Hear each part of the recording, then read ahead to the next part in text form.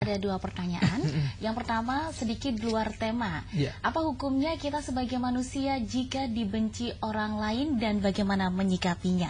Lalu yang kedua, apakah konsep pacaran dibolehkan dalam Islam?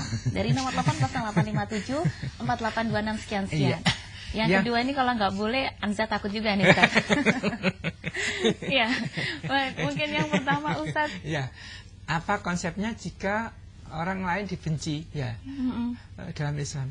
Dibenci karena apa? Iya, kan mungkin gitu. Tidak suka karena ada biasa orang sirik juga Ustaz ya. Bukan ya dibenci itu karena mungkin ada yang sirik, tetapi juga mungkin karena akhlak kita tidak baik. Ini yang perlu harus dilakukan adalah introspeksi kembali. Kalau kita sudah berjalan pada koridor yang benar, orang benci, ya kalau orang benci itu jangankan kita ya. Nabi saja, Rasulullah SAW itu yang baiknya seperti itu, ada yang benci. Masih ada yang benci. Kita yang pertama lapang dada, Mbak. Wajar ya, kembali kan itu. Nabi aja, kalau kita bicara Nabi, kalau di Indonesia wali saja yang baik itu ada yang benci. Apalagi kita yang standarnya itu di bawah Nabi, jauh di atas Nabi. Sekali ya. Ibaratnya ada antara langit dan jurang. Dan bumi. Oh, jurang. Nah, ini yang wajar kan ini. Itu. Ini. Kalau ditanya hukumnya, ya relatif hukum apa yang ditanyakan itu. Ini masalahnya bukan hukum antara apa itu istilahnya wajib, halal, haram dan itu bukan itu hukumnya. Hukum ya harus memperbaiki diri, introspeksi seperti itu. Tapi kalau kita sudah baik, berjalan lurus, yaitu menjadi sebuah keniscayaan, membawa kebaikan itu pasti ada tantangannya. Dan kita mungkin tetap bersabar, walaupun dan tidak usah membenci orang yang membenci kita, gitu Ustaz ya. Tetap baik ya. Jangan balas kebencian dengan kebencian, itu malah lebih runyam. Iya. Jadi malah dibaikin terus saja begitu Ustaz. Ya, lalu kita ke pertanyaan kedua, apakah pacaran dibolehkan dalam Islam? Boleh, tapi setelah menikah. Pak Ustaz gimana Ustaz? Mau saya ceritakan ini. Ini ya apa ya? Ada kasus ya, laki-laki dan perempuan baru sekali ketemu, jangankan ketemu paling lama 2 jam, 2 hari kemudian yang perempuan dilamar, dipinang, tidak lama menikah. Masya Allah, mesranya sampai malu. Jangan-jangan kita sendiri Ustaz ya. Kita sendiri mungkin ya Ustaz. Jadi ya memang dulu saya pacarannya setelah nikah. Oke. Ya alhamdulillah masih mesra. Benar. Jadi boleh disurvei ya. Mohon maaf, ini boleh disurvei bagi tidak tahu, dilihat lah. Coba orang yang menikah dengan ada pacaran setelah menikah dengan pacaran sebelum nikah, dilihat rumah tangganya yang sudah lama, kira-kira lebih harmonis mana? Oh begitu Ustaz ya? Kalau saya pernah melihat di tetangga-tetangga sekitar saya, kok lebih harmonis yang pacaran setelah menikah itu. Gitu. Itu bisa diteliti lah Mbak Ansa. Kalau dilihat tangga-tangganya itu. Itu yang saya perhatikan seperti itu. Oke, tapi itu kadang ada orang yang beralasan kalau pacaran itu hanya untuk biar mengetahui kalau cocok atau tidaknya, begitu Ustaz. Ini jadi konsultasi. Tidak menjamin pacaran itu bisa mengenal. Tidak menjamin. Di dalam kehidupan berumah tangga itu senantiasa ada perkembangan, baik itu kepribadian dari suami maupun istri. Jangankan yang pacaran, yang sudah berumah tangga, mohon maaf saya itu sudah hampir 20 tahun 20 tahun itu, Ustaz ya. Kadang-kadang yang muncul, kok istri saya punya kepribadian yang gini, ya bicara, anak apa dah kok. Demikian pula istri masa kadang-kadang kok aneh sih. Ya kita terbuka, akhirnya berdiskusi, kenapa begini, kenapa begini. Akhirnya sama-sama siap menerima masukan dari pasangan masing-masing. Suami siap menerima masukan dari istri, dan istri sebaliknya. Itu. Baik. Tidak akan pernah mengenal. Tidak ada yang bisa mengenal 100%. Iya, baik. Untuk Anda pemirsa masih bisa bergabung tentunya di 0315966942 ataupun di 083 kali 05213377.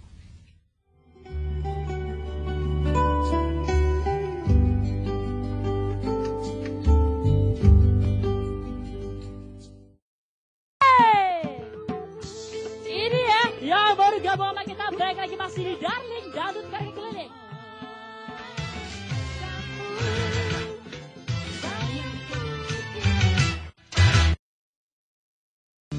depan cerah tak akan sulit.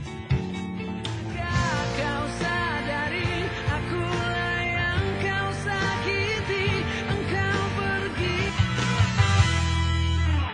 Assalamualaikum warahmatullahi wabarakatuh. Mengerjakan sholat 5 waktu yang sudah saya bahas di episode yang lain, indikasi aksesoris.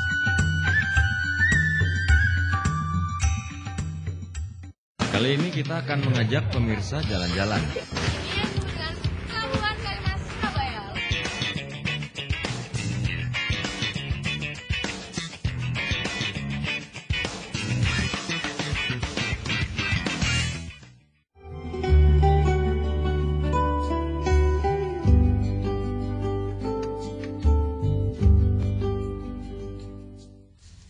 Ya, Anda kembali bersama kami tentunya masih dalam perjalanan acara Sambatan Ati.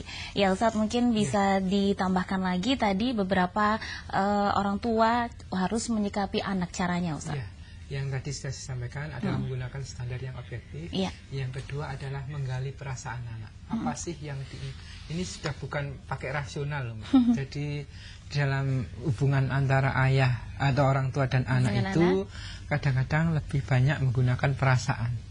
Jadi anak tidak bisa disentuh secara rasional, tidak cukup, maka perasaan, ibaratnya hati. Maka hati harus berbicara dengan hati. Ketika orang tua berbicara dengan hati, baik itu ayah maupun ibu, insya Allah tuh tersentuh. Ketika sudah berbicara antara hati dan ke hati, dari hati ke hati, itu apa ya? Terasa dalam di dalam anak dan berkesan. Itu. Bagaimana caranya kan yang berbicara dari hati ke hati itu? Yang pertama berbicara dari hati ke hati itu yang jelas berbicara harus ikhlas. Ikhlas itu suatu saat apa yang kita bicarakan itu mengenai diri kita. Kalau mengenai diri kita, kita jangan segan-segan minta maaf kepada anak-anak kita. Misalkan kita bicara nak, kamu itu harus kalau makan harus disiplin begini apa soalnya. Terus anaknya jawab, loh ayah atau bapak kan gitu habis makan ditinggal. Oh iya, kita jangan segan-segan minta maaf. Ya kalau begitu sejak ini kita sama-sama habis makan kita harus saling apa istilahnya ditaruh di tempat. Iya gitu ditaruh ya. Minimal itu tidak dibiarkan di meja. Itu kan dengan itu anak akan apa istilahnya? Oh ternyata orang tua saya itu apa ya bicaranya itu ikhlas. Walaupun mohon maaf tadi sudah di apa bahasa Jawanya disenggai, dia tidak marah. Bukan aku ki wong tua, saya ini orang tua yang mencari maunya semua. Ini tidak baik. Itulah berbicara yang ikhlas dari hati ke hati. Tentu saja menggali perasaan tadi konsepnya seperti itu. Dan yang kedua ada keterbukaan tentu saja.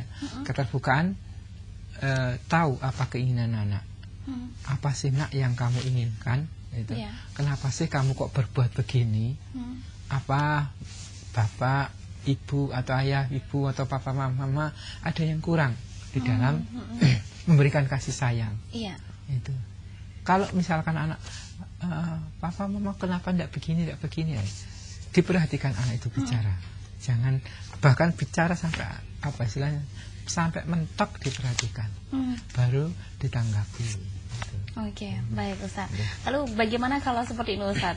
Orang tua dengan orang tua, biasanya ibu-ibu gitu Ustaz ya. Ini bersama berkumpul lalu saling membangga-banggakan anaknya. Itu apakah juga baik atau tidak boleh Ustaz? Nah, ini biasanya tidak hanya ibu ya, bapak-bapak. Kalau ibu ya sama ngerumpi sama ibu-ibu, bapak-bapak ngerumpi sama bapak-bapak. Apakah membangga-banggakan anak itu tidak baik? Kalau di bahasa Al-Quran, yauma la yanfa'u malun wala banun. Kelak itu tidak akan bermanfaat malun wala banun, harta yang kamu kumpulkan dan juga anak-anak yang kamu banggakan. Ilaman atallah biqalbin salim, kecuali orang yang datang kepada Allah dengan hati yang pasrah. Nah, bagaimana ini dalam konsep pendidikan anak? Tidak ada nabi itu yang membanggakan anaknya. Tidak ada Ustaz ya? Hampir tidak ada. Kalau kita lihat Nabi Ibrahim, bagaimana sih Nabi Ibrahim? kurang soleh apa anaknya? Wong anaknya jadi nabi kan itu. Iya, benar. Tidak pernah sedikit pun. Maka ketika mendapatkan perintah dari Allah, ya bunayya inni ara fil manam. Saya melihat anni atbahuka. Saya menyembelih anakmu, membelih dirimu di dalam mimpi saya. Iya. Bagaimana kan? Fandur matara. Bagaimana menurut pendapatmu nak? Kalau zaman sekarang itu, ini ya kurang ajar kan sedikit. Iya. Tapi anak dimintai pendapat. Lalu bagaimana sang anak? Ya abatif wahai ayahandaku, kerjakan apa yang diberikan. Satajiduni insyaallah minas sabirin. Pasti ayah akan mendapati saya orang yang sabar. Maka yang seperti ini yang harus dilakukan pendidikan anak. Iya. Tidak top down, semata-mata top down, ada sharing, ada diskusi, seperti itu. Demikian pula tadi yang itu tidak baik. Maka tidak ada kebanggaan. Memang yang tidak dibanggakan, tapi membentuk anak kita adalah sebagai anak-anak yang soleh dan solihah. Itu yang terpenting. Bagaimana bisa membentuk anak yang soleh dan solihah kalau diri kita tidak menjadi orang yang soleh dan solihah? Orang yang soleh dan solihah, dia tidak akan pernah membanggakan anaknya. Ketika orang tua itu membanggakan anaknya, pasti anaknya akan membanggakan orang tua. Bukan anak yang baik ketika hanya membanggakan ini loh orang tuaku, tapi apa? Inilah diri saya. Oh, seperti itu. Ya, baik Ustaz. Tapi kalau seandainya orang tua membanggakan anaknya jadi depan anaknya sendiri, oh adik hebat ya, adik pinter, itu nggak apa-apa Ustaz ya? Oh, itu lain istilahnya penghargaan secara lisan, tapi tidak bersifat apa istilah berlebihan juga. Dan kalaupun dalam rangka apa istilahnya juga tidak berlebihan. Misalkan anak buat salah, adik jangan begitu ya, ini gini, atau dengan bahasa adik kenapa melakukan itu, nanti kan bisa begini ya, harus diberikan penjelasan. Kalau memberikan ucapan apa istilahnya reverse berbentuk ucapan itu baik-baik saja kepada anak merasa dihargai kan itu. Oke. Ya, lalu untuk anak sendiri yang mungkin sering sekali dibanding-bandingkan oleh orang tua, itu kira-kira setelah orang tua mungkin tersadarkan kalau oh ternyata aku selama ini sering banding-bandingkan anakku. Ini orang tua menyikapi seperti apa agar ibaratnya ini menghapus kesalahan-kesalahan yang dulu Ustaz, agar tidak berdampak lebih jauh pada sang anak? Kalau kesalahan seperti itu ya yang pertama harus memperbaiki, tidak melakukan itu. Tetapi jangan lupa bahwasanya kesalahan kita itu tidak hanya sama anak, atau kalau anak tidak hanya sama orang tua, ya kesalahan kita adalah juga pada Allah. Bagaimana kita istilahnya bahasa agamanya bertobat. Bertobat itu kita menghentikan langkah yang tidak baik, menyesali, menghentikan dan mohon ampun kan gitu pada Allah. Tidak mengulangi, berjanji tidak mengulangi itu. Setelah itu didoakan. Kalau kita orang tua yang mendoakan anak, mendoakan itu upaya yang bersifat vertikal, kemudian yang bersifat horizontalnya kita membangun kembali hal-hal yang menata kembali hal-hal yang belum baik. Gitu. Jadi ada upaya horizontal dan upaya vertikal. Bagaimanapun doa orang tua itu ya tanpa hijab, tanpa batas dengan dengan Allah kan untuk anaknya. Ya, dan mungkin Ustadz kalau tadi kan kita bicara dengan anak yang dibanding-bandingkan orang tuanya Ustadz ya. Nah kali ini saya ingin bertanya bagaimana jika anak yang justru membanding-bandingkan orang tuanya. Ini misalnya gini, ibu tuh loh nggak kayak ibunya temanku, gini baik. Nah itu kalau seperti itu orang tua menyikapi anak yang membanding-bandingkan bagaimana Ustadz? Orang tua kalau melihat anaknya seperti itu, kembali lagi jangan orang tua ya suka seperti itu. Oh iya. Anak melakukan itu biasanya mencontoh orang tuanya. Iya. Dari mana anak bisa berlaku seperti itu kalau tidak mencontoh orang tuanya? Ya, kalau orang tua yang apa istilahnya yang tidak bijak, ya sudah kamu ikut anak. Biasanya ada yang seperti itu kan ya. Ya kita introspeksi, jangan-jangan kita juga sering membandingkan anak-anak kita. Kalau anak kita benar, apa salahnya kita ikuti? Ya kita introspeksi, memperbaiki yang salah. Jangan-jangan walaupun anak itu melakukan apa istilahnya ucapan yang bersifat spontanitas, yang insidental, tapi itu keluar dari apa yang dia rasakan paling dalam, itu kenyataan yang ada mungkin. Itulah yang harus diperbaiki. Jadi kalau misalnya contoh anaknya membandingkan dengan orang tua temannya, mungkin temanku itu sering dianterin sama orang tuanya, mungkin sekali orang tua boleh Ustadz ya mengantarkan gitu. Pasti anak itu bangga kalau diantarkan orang tuanya. Iya. Berarti orang tua saya perhatian. Orang tua itu. Ya. Lalu kalau misalnya ada salah satu orang tua saja Ustadz yang suka banding-bandingkan, tapi yang misalnya ayahnya yang suka banding-bandingkan, tapi ibunya enggak. Nah ini mungkin sang ibu yang harus berbicara dengan orang tua yang laki-laki begitu saja. Ya, jadi kembali lagi ini sudah konsep suami istri.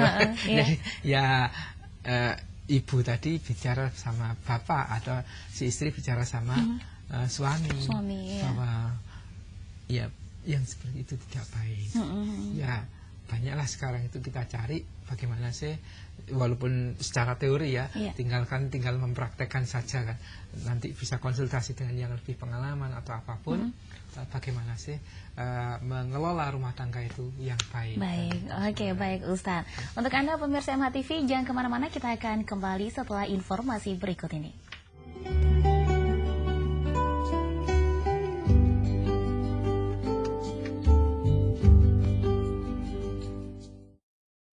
Kali ini kita akan mengajak pemirsa jalan-jalan.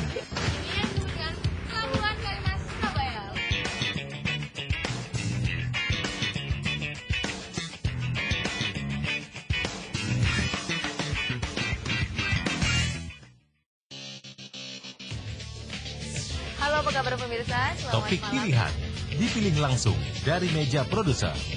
Dari berita ibu kota sampai beragam kejadian di daerah. Dialog dan para narasumber juga dipilih langsung oleh produser. Pilihan produser. Pada hari dan jam berikut. Lihat lebih luas di TV Referensi Indonesia.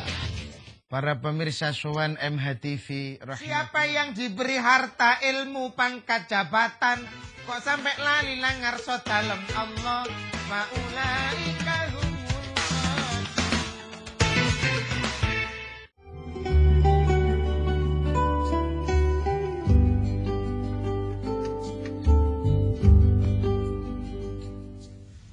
Terima kasih pemirsa, Anda masih bersama dengan kami di MHTV.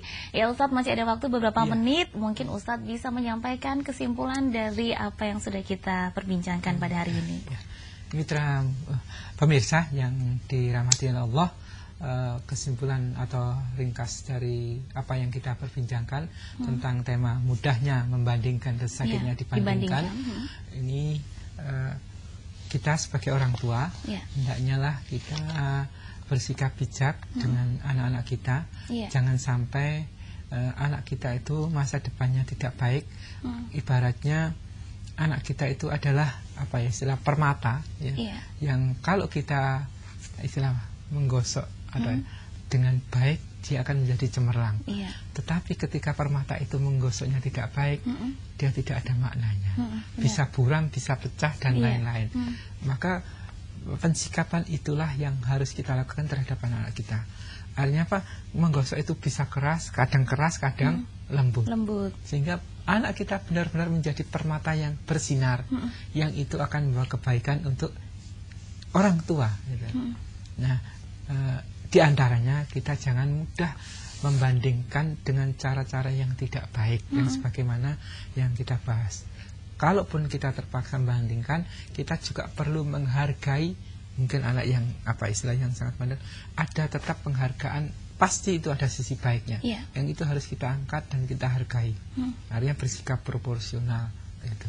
Oke, baik. Ustadz, terima kasih Ustadz untuk waktunya. Semoga bermanfaat Ustadz ya. Amin. Iya. Untuk Anda juga pemirsa MHTV yang sudah bergabung, terima kasih. Dan mungkin untuk Anda yang belum sempat bergabung, Anda bisa terus saksikan Sambatan Ati setiap hari Senin sampai dengan hari Jumat mulai pukul 9 hingga pukul 10 waktu Indonesia Barat. Akhirnya saya Anzanisa beserta kerabat kerja yang bertugas mohon pamit. Wassalamualaikum warahmatullahi wabarakatuh.